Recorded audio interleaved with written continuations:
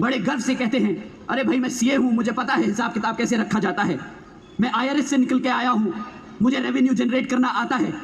तो आज मैं केजरीवाल जी से पूछना चाहता हूँ कि आज दिल्ली 31 साल में पहली बार क्यों घाटे में चल रही है? इनके रहते क्यों सरकार घाटे में आई? साथियों, ये सिर्फ नाम के सीए और आईआरएस ऑफिसर रहे हैं, इनके बस की नहीं है दिल्ली चलाना।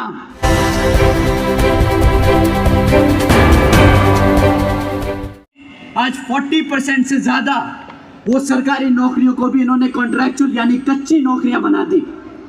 एक तरफ तो इन्होंने पक्की नौकरियां दी नहीं, दूसरी तरफ जो सरकार में पहले पक्की नौकरियां थी उनको भी आधी से ज्यादा नौकरियों को कच्ची बना दिया, ताकि कच्ची नौकरियों में इन्हें बाबा साहब का दिया हुआ जो हमारा आरक्षण है वो ना देना पड़े। साथियों ने कदम कदम पर हमारे बाबा साहब का दिया हुआ आरक्षण छीनने का काम किया है, चाहे हमारे बच्चों की वो शिक्षा हो, चाहे वो हमारे युवा साथियों के लिए रोजगार हो। पिछले 11 सालों में यहाँ इन्होंने बहुत सारे गीत गाए हैं, इन्होंने बहुत सारे वादे किए कि मैं वर्ल्ड क्लास एजुकेशन, 28 लाख नौकरियां, और मैं दिल्ली को तो सिंगापुर बना दूंगा। ये महासेठ सिंगापुर तो घूम आए और यहाँ पे लोगों को सिंगापुर का सपना भी दिखा दिया, बट आज सिंगापुर के नाम पे क्या मिला हमारी दिल्ली की जनता को? आज दिल्ली में साफ पानी तक नहीं है पीने के लिए। हर साल गर्मी के मौसम में हमारी दिल्ली की जनता को टैंकर माफियाओं के भरोसे जीना पड़ता है। यहाँ दिल्ली में कॉलोनी में टैंकर आएगा तो पानी मिलेगा, नहीं तो पानी नहीं मिलने वाला। साथियों, ये है सिंगापुर इनका, ये है आम आदमी पार्टी का सिंगापुर, जहाँ पे साफ पानी नहीं मिल सकता। ये किस तरीके के मुख्यमंत्री हैं? एक तरफ कहते हैं कि मैं सिटी ऑफ लेक्स बना दूंगा, और जब बारिश का मौसम आता है तो पूरी दिल्ली डूब रही होती है। इनका मतलब है कि दिल्ली को डुबा दो तो सिटी ऑफ लेक्स बन जाएगा। साथियों, इनके वादों का कोई सर पैर नहीं। जब भी इलेक्शन आता है तो इन्होंने तो एक नया वादा निकाल के डाल देना है आप लोगों के बीच में, पूरा करें या ना करें कोई इनको जिम्मेदार नहीं ठहराता।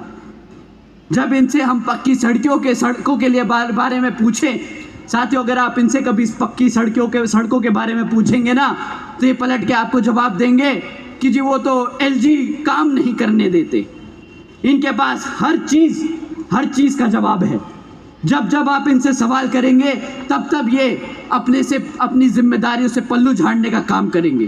तब ये बोल देंगे कि भाजपा काम नहीं करने देती, केंद्र की सरकार काम नहीं करने देती, एलजी काम नहीं करने देता।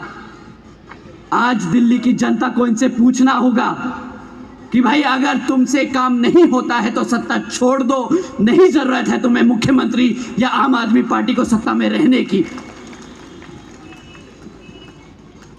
इन्होंने तो ये भी वादा किया था कि मैं दिल्ली को वायर फ्री कर दूंगा। इन्होंने ये भी वादा किया था कि मैं यमुना नदी साफ कर दूंगा और आप सबके साथ 5 साल बाद यमुना में डुबकी लगाने जाऊंगा। अगर आज इनको हम यमुना में खड़ा कर देना तो ये बाहर नहीं निकलेंगे, इतनी जहरीली कर दी इन्होंने ये हमारी यमुना। और यमुना के नाम पर कितना पैसा हर साल बजट में डालते हैं, उस पैसे का क्या हिसाब किताब है, आज इन्हें जवाब देना होगा। इस बारी इलेक्शन में इन्हें जवाब देना होगा कि इन्होंने कितना पैसा यमुना नदी में साफ करने में लगाया है।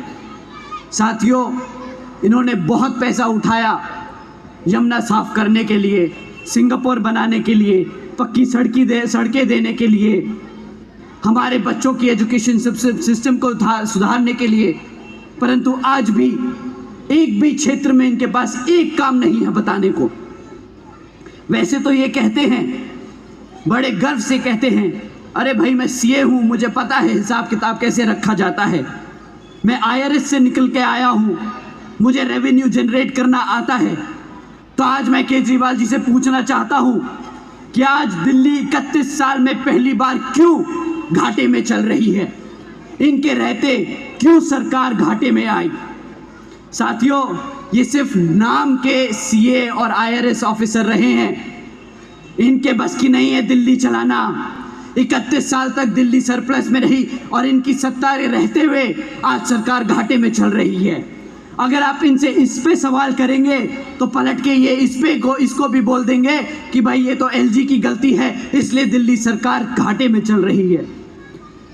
केजरीवाल जी ने आप लोगों के बीच में आकर सिर्फ एक वादा पूरा किया साथियों, वो है मुफ्त में बिजली देने का।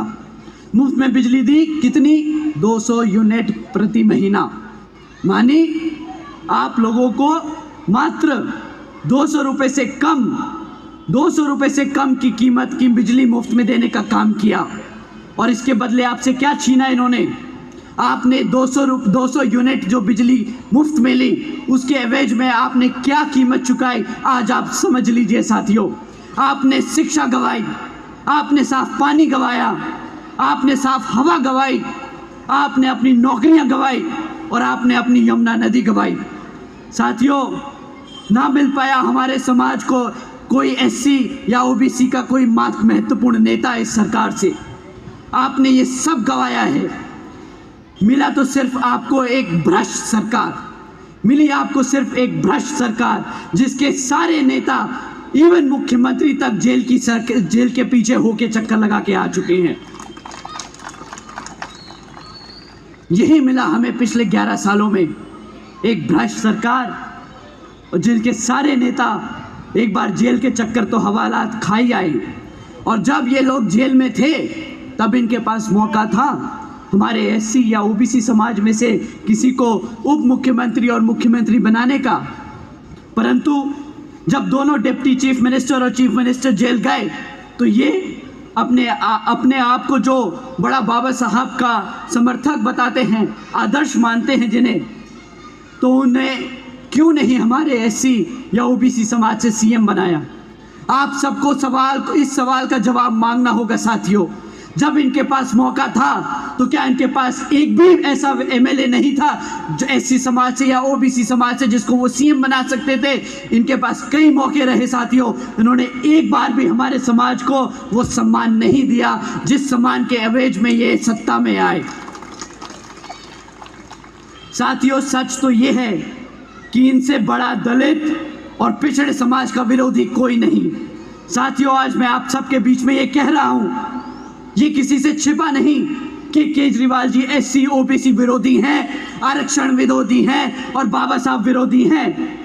क्योंकि वो जानते हैं केजरीवाल जी की पार्टी, क्योंकि आप सब जानते हैं, आप सबको पता होना चाहिए, क्योंकि केजरीवाल जी की ही पार्टी है जिसने सुप्रीम कोर्ट में एससी एसटी रिजर्वेशन में सब क्लासिफिकेशन की याचना लगाई थी।